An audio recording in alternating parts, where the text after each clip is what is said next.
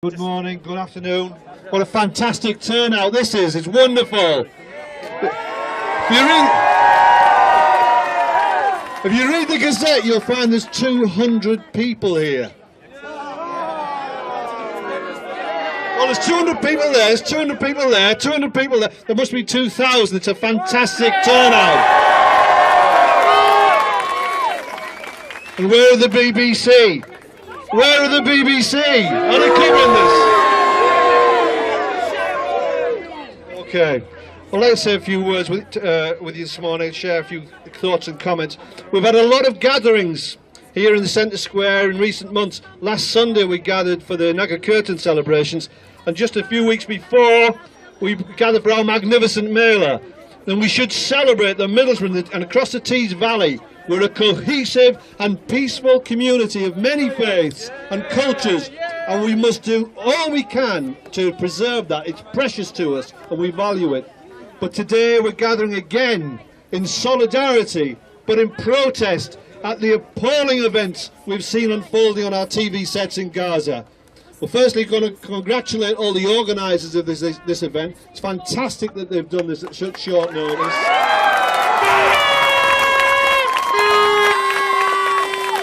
And the Teesside Palestinian Solidarity Committee, all of the other committees that have been involved in it, I know there's been a great deal. And I also want to congratulate the Mayor and the officers of Middlesbrough Council and Cleveland Police who have worked their socks off to bring this about.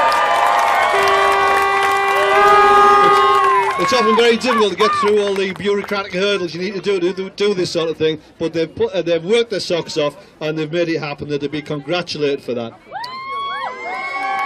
Now, last Monday, David Cameron addressed the House of Commons in an urgent statement about the crisis in Palestine. He spoke at length about the dangers faced by the people of Israel, about the indiscriminate nature of Hamas's actions, and laboured the right of Israel to defend itself. Well, let's get that one out of the way from the off. Of course, sovereign states have got the right to defend themselves, but any action has to be proportionate, and that action must be designed to protect and not destroy.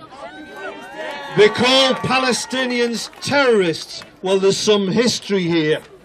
I remember all too well hearing from my own father, sadly no longer with us, about his service in Palestine in 1945 to 48. In those days, he was on the receiving end of the attacks made by the people who were then called terrorists. It was those terrorists who blew up the King David Hotel, blew up trains. They included Yitzhak Shamir and Menachem Begin.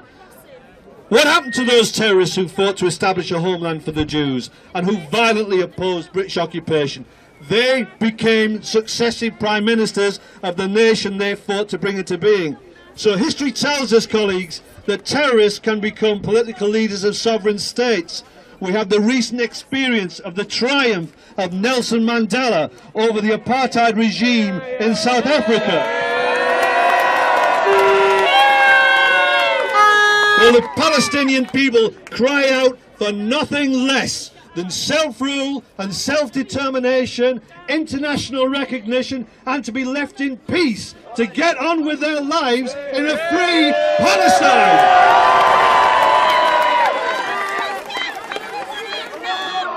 Since Israel started its attack on Gaza some 5 weeks ago, over 800 Palestinians have been killed and rising in airstrikes. And we hear this morning that another 19 people from the same family killed in one strike. Hundreds and hundreds of fatalities. There have been women and children there.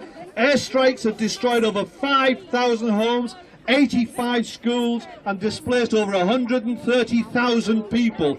Mosques and hospitals have not been spared.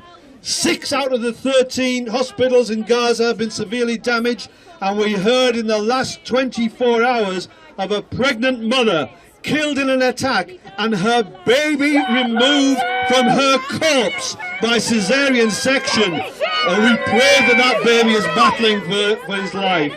What an entry to this world. 1.2 million people have no access to water or proper sanitation. What on earth is that going to be like in the heat of the Middle East?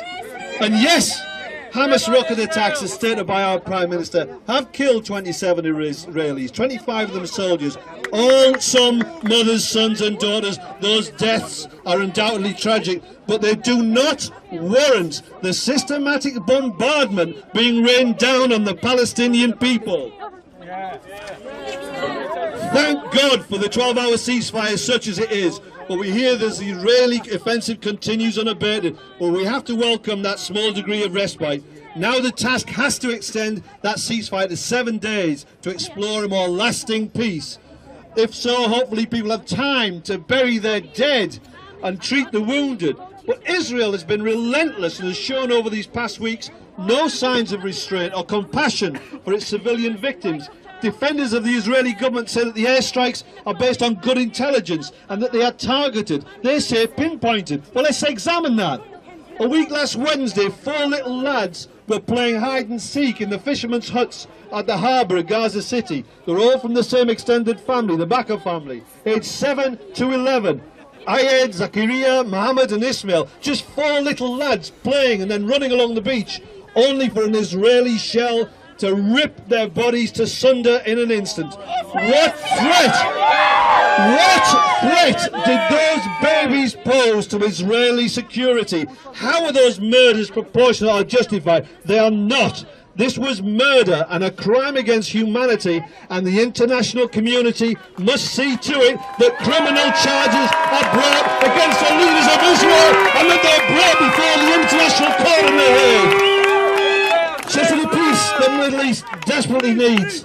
Let's face it, colleagues, there will never be peace in our world until such times as the stain on humanity of the continuing conflict in Palestine goes on.